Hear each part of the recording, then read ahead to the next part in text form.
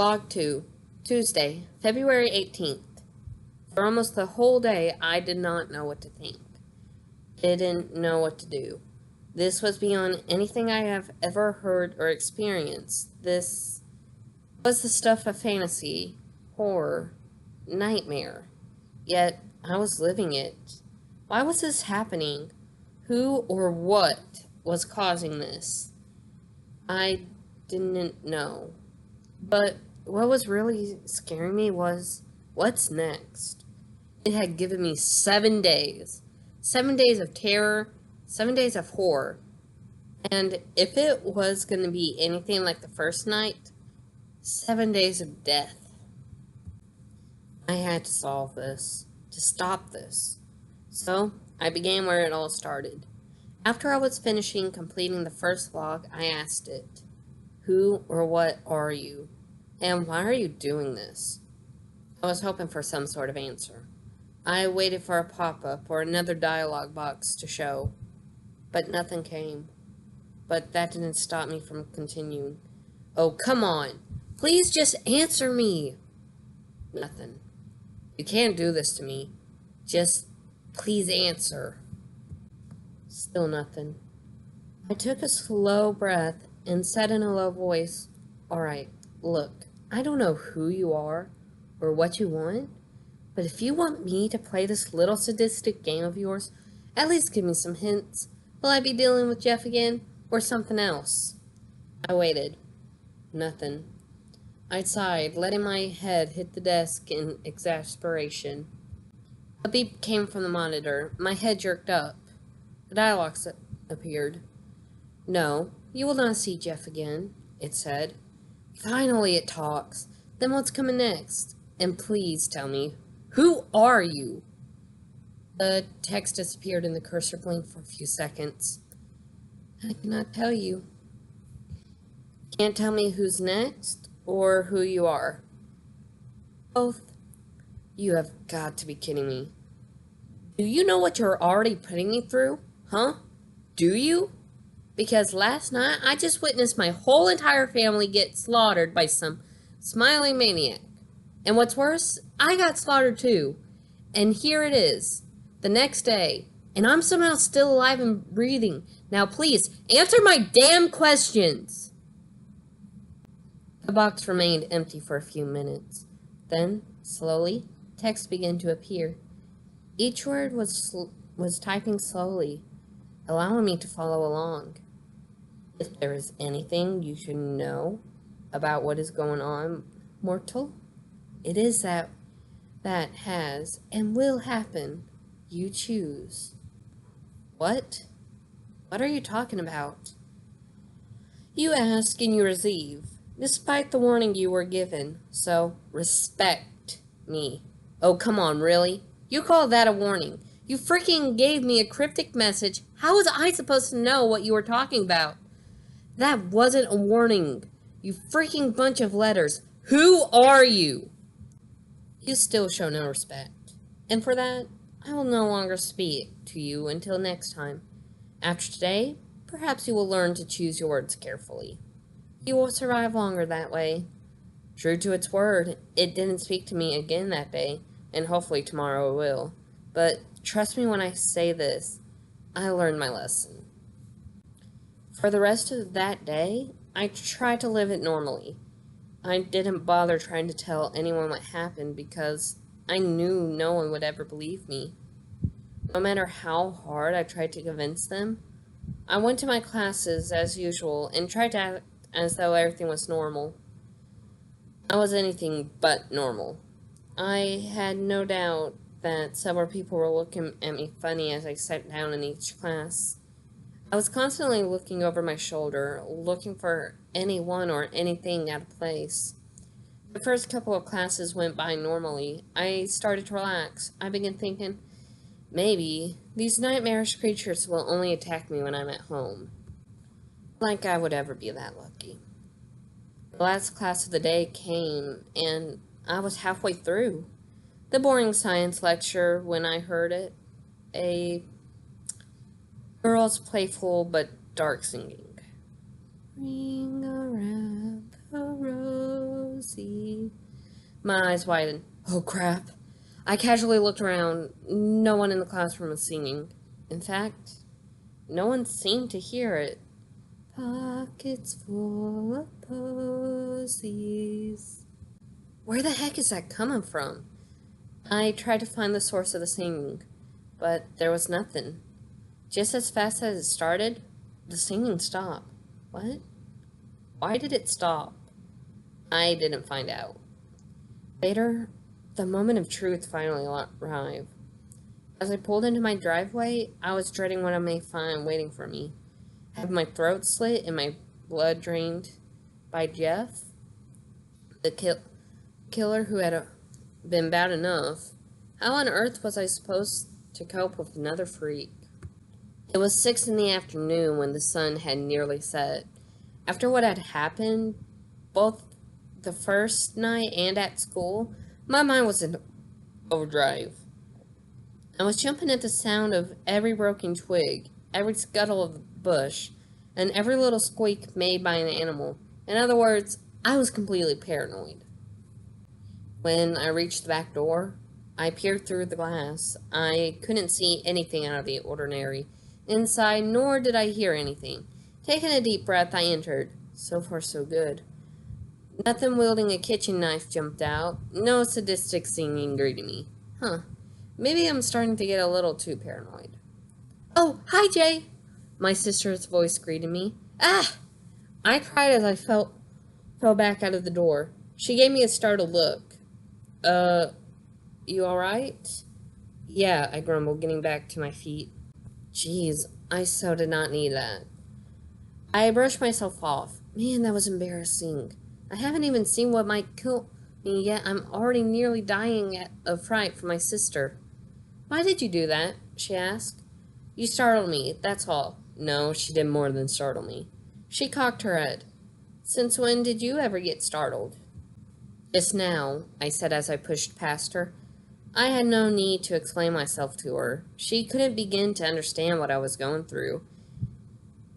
She could if she remembered, of course. I quickly went into my bedroom, slamming the door shut on my way. After a moment of hesitation, I locked it too. I went back to the computer and tried to see if this creepypasta freak would answer me. No such luck. Damn. I didn't want to be caught unprepared like last night, so I grabbed my hunting knife. It wasn't the best weapon to have once you compare it to the many nightmarish creatures there are online, but it was better than nothing. 2 hours later, it's 8 p.m. Nothing has happened. I started to get somewhat relieved. Maybe just hearing that voice today was all that would happen. I sure as heck hope it was. To pass the time, I started surfing the web, trying to get my thoughts off of what is happening. After a while, I began to realize that it was kind of odd that I didn't hear anyone moving in the house. I'm insanely curious at times, and I decided to see why. Don't worry, I took my knife with me. I peeked out my door, the lights were off, and there was no movement or noise. Not good. I wasn't even going to bother checking on my parents or siblings this time. I mean, come on, look how well that turned out the first night. I sure as heck did not want to find them dead a second time. But I wasn't going to stay in my room either. That would have just been plain stupid. I grabbed my car keys off my desk and headed outside. Bad move. I had just gotten to my car and was reaching for the handle when I heard it. Ring around the rosy, a pocket full of posy. Uh-oh. I slowly turned around. No one was there. In fact, nothing was there. Except trees? Wait a minute. Trees? That can't be right. Where's my house? I turned back to my car. It was gone too. Definitely not good. I was no longer in my yard. I had somehow found myself in the middle of the forest. Ring around the rosy. The scene came just ahead of me. Well, now I know which way I'm not going. I began traveling the opposite direction of the singing. You see, I'm not stupid. but neither was this thing. The singing stopped for a second before suddenly starting again. This time it came right from the direction I was heading. What? That's BS. Not going that way either. I turned to my right and started heading that way. So did the singing. Alright, fine. Left it is then. The singing began coming from my left. Oh, you have got to be kidding me, I whispered. Why is it that no matter where I go, it just keeps ending up in front of me? Dang it, I knew I should have stayed in my room. I was going to have to confront this thing. I quietly slipped out my knife as I slowly approached the source of the singing. It grew louder. A pocket full of posies. Dang it, why is it that when someone sings the slow version of that song, it's scary as hell? I pushed through some bush before finally coming to a small clearing. At the clearing center stood the owner of the voice. A girl was skipping in a circle, humming and singing as she did. I could have easily mistaken her for a 13-year-old because of her height, but I could tell by her face she was older, 16 maybe. Her hair was red, matted with blood, skin so pale as the grave.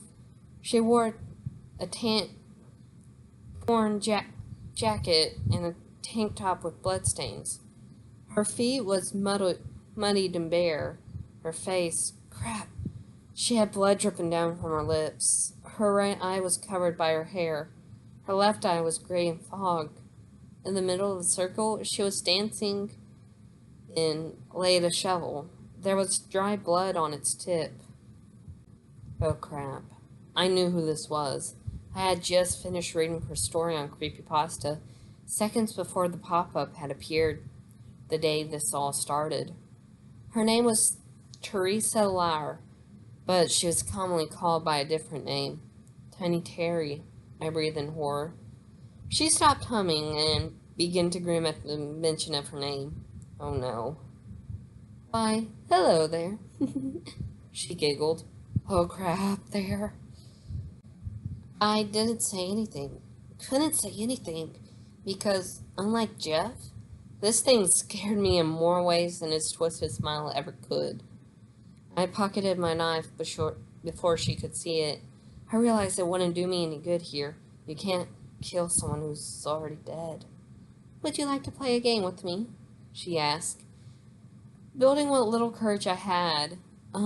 If I say yes, do I get to continue breathing? She grinned even wider. I'll take that as no. So, I'm going to decline. As much as I would love to play with you, I have somewhere very important to be. So again, thank you, but no thank you. Oh, are you sure? She asked in a disappointed voice, her face showing a mocking regret. I could only imagine what my face was showing then, probably pale, with a look of terror on it. Yeah, I'm pretty sure. Dear God, please tell me I gave the right answer. Like I would ever be that lucky. Oh, come on. Let's play one quick game. She picked up the shovel and drove its head into the ground before leaning on it. Here are the rules.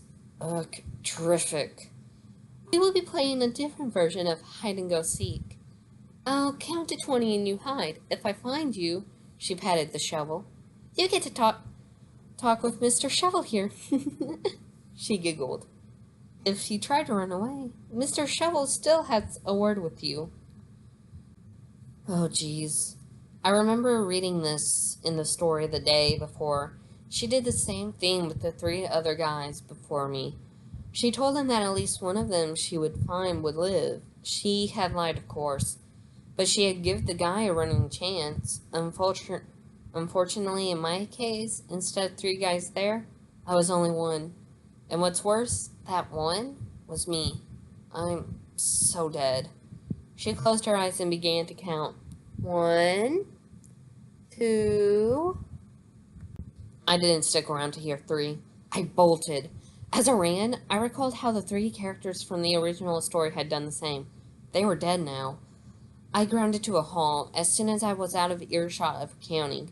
I couldn't keep running, otherwise she'll just magically show up and bonk me. How far has she counted? I silently wonder. How do I get out of this? I went through the list of things I know about Terry and how she would pursue her victims. She forces people to play hide and seek, hunts them, starts singing when she's close, and then whacks you with the shovel. As far as I know, no one has ever avoided the whacking part of the list. So, what the heck do I do? I lean against a nearby tree, trying to think of a way out of this, and listening to her sadistic singing. In a few moments, if not already, she would have counted to 20 and begun looking for me. Would I try fighting her? I shook my head no. No, stupid idea. I killed Jeff the last night before, and look what bloody good that got me. Besides, you can't kill someone who's already dead. So, what could I do? What were my advantages? Well, I know she's short, so I have a height advantage. I've read the stories, so I know how she acts, but I also know nobody ever survives. Maybe knowing why she would do this gave me an idea. I know she became like this because some sick perverts raped her and killed her. So, could I reason with her? I remember that bloody grin she gave me. I shook my head. Nope, can't reason. Jeez, I got nothing. All I have is being taller and that's not going. I stopped and looked at the tree. It was tall. The limbs were just within my reach. I slowly began to smile. I could play her game after all, and I would win. I quiet my breathing when I heard her humming. Oh, good. Now she's humming Row Your Boat. When she reached the tree I had been leaning on earlier, she stopped and looked around. Confusion was written all over her face. I could tell what she's thinking. Where did he go? This isn't supposed to happen. I started smiling. Ha! What do you know? Being taller does count for something. I was sitting above her in the tree. It turns out you can legitimately play hide and seek with the monster and win. Eventually, she continued on, humming as she went. Seeing the danger as passed, I leaned back in my sitting position and closed my eyes. I planned to stay up here until morning, or until she admitted that I won. Something light fell onto my shoulder. A leaf, I thought, brushing it off. One of the small prices you pay for when hiding in a tree, I guess. Another leaf fell, this time onto my head. Slightly annoyed, I brushed it off. Another leaf, then another, and another. Suddenly there was a whole bunch of leaves falling from above. What the? I looked up. Oh no, I muttered. Sitting above me was another branch. Was Terry. Why, hello there, she said in a giddy voice. You have got to be kidding me. I tried scambling down the tree as fast as I could. Oh, be careful, she called down to me with mocking concern. You don't want to fall. Yeah, well, beat sitting up there with you. Yeah, right.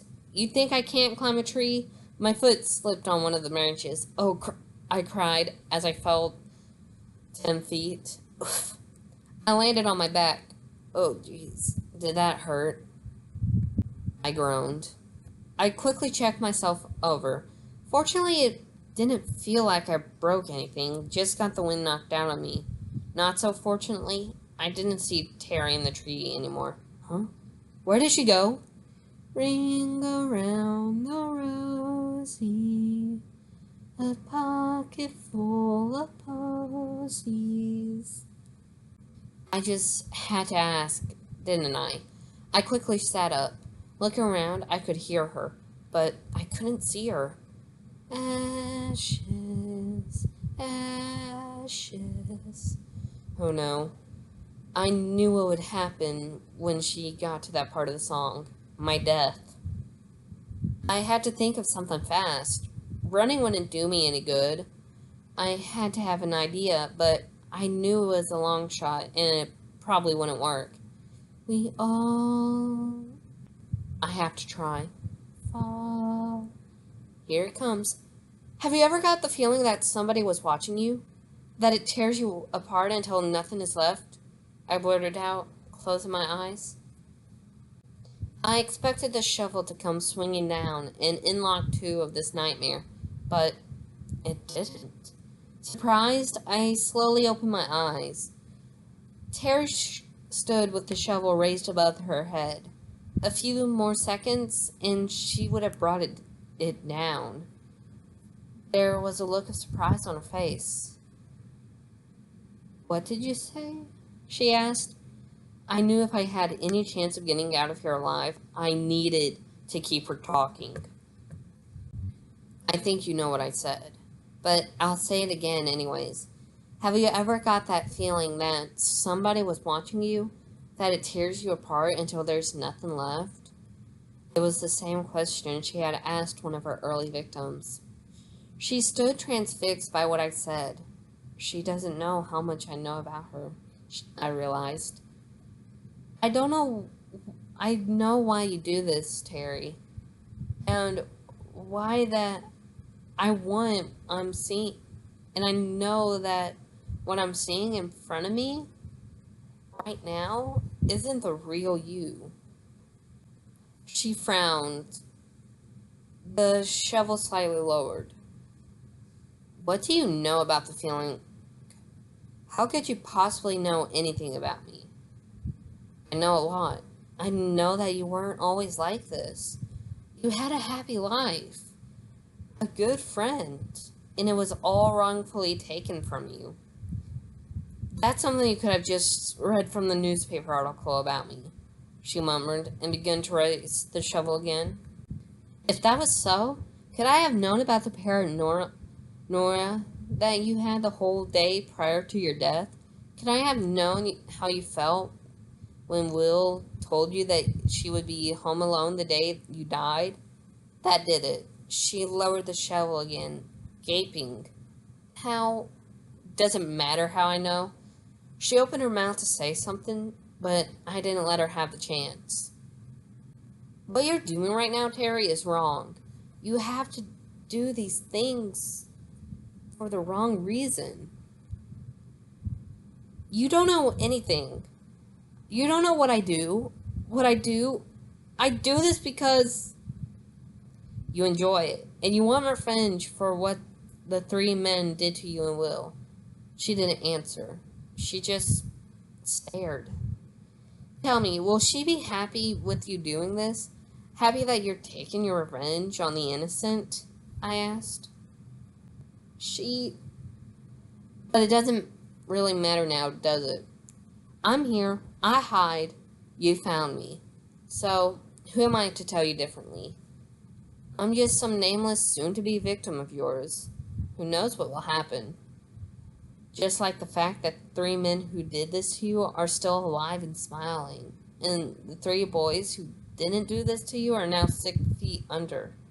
But then, of course, you already knew that, since, after all, you put them there." I could tell she was speechless. To her, I was just another victim. She was expecting me to scream, to beg for mercy, to curse her, to do anything. But talk about how she and her friend had died? For a moment, she just stood there, transfixed with a mix of bewilderment and confusion. She didn't know what to do next. I did. It was the perfect opportunity to run, to flee while she hesitated. I didn't. Don't ask me why. I just felt like I had to. Because despite her horrific appearance, her sadistic games, I actually felt sorry for her. Ridiculous, isn't it? Me, actually feeling sorry for a monster. "Well," I asked, "what are you waiting for? Swing away with that shovel. Make Will proud." She didn't. Instead, she did the last thing I would ever expect someone who had wanted to kill me to do. She cried. Wow, not the reaction I was expecting, but good either way. I won't lie, though. The crying did freak me out a little bit. It's ironic, too. You would think an undead murderous monster would that was snarling and singing would be a terrifying sight, but an undead monster sobbing, tears mixed with blood, well, that's something else. Go, she said in the middle of her sobbing. What? Did she just say what I think she just did? She looked at me with her bloody, tear-streaked face. You heard me. Go! Gaping, I clumsily got to my feet. Wait, what I said honestly worked? Thank you, God. Just before I went, I had to ask, what about you? Her eyes narrowed. Her crying suddenly stopped. I'm going to have to continue doing what I love. And while I admit it may not be right, it still does make me happy. No one else deserves to run around and live happily. Whoa, whoa, whoa. Hang on a minute. What just happened to the crying girl 2 seconds ago? I thought that meant that she wouldn't keep doing this. I gulped. So then why are you letting me go? Because you're different. You don't care about living. You didn't run when you had the chance. And what you said was true. So go. You win. Be freaking S. There was no way that was the truth. She was probably going to knock me off like she did to that third guy. Got his hopes up, then killed him. Alright, I said slowly, backing away. I quietly wondered, when the time came, would I be able to run fast enough? Once I passed through some bushes, I turned and continued walking. I would have ran away, but I chose to walk instead. Reason being, if she was lying, and probably was, I wouldn't be out of breath when she attacked. I walked on for several minutes, keeping an ear out for evil giggling, sadistic singing, footsteps, anything that would warn me that she was about to pounce. But it never came. Another set of bushes were in my way. After bushing away the clinging branches, I found myself back where I started. There in front of me was my little silver Ford. I looked behind me. The bushes, the trees, the whole forest I just exited were gone. My house was back. It was as though I never left. Dang, I certainly wasn't expecting that. I was completely surprised. I began laughing. It started out small, then grew larger into a full-blown laughter. I just did something I thought would be impossible.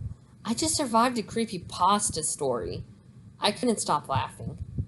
Damn it, I deserve a medal or something. What I just did was unheard of. After calming down a bit, I went back inside and sat down to type all of this. Which brings me here. I'm back in one piece. But it seems my senses of victory will be short-lived. Another text box just came up. It says this. This story piece was one of the simpler and easier ones. The next 5 will not be as simple. Great, that freaking sucks. Oh wait, it says more. On a good note, you will learn how to make good use of that tongue.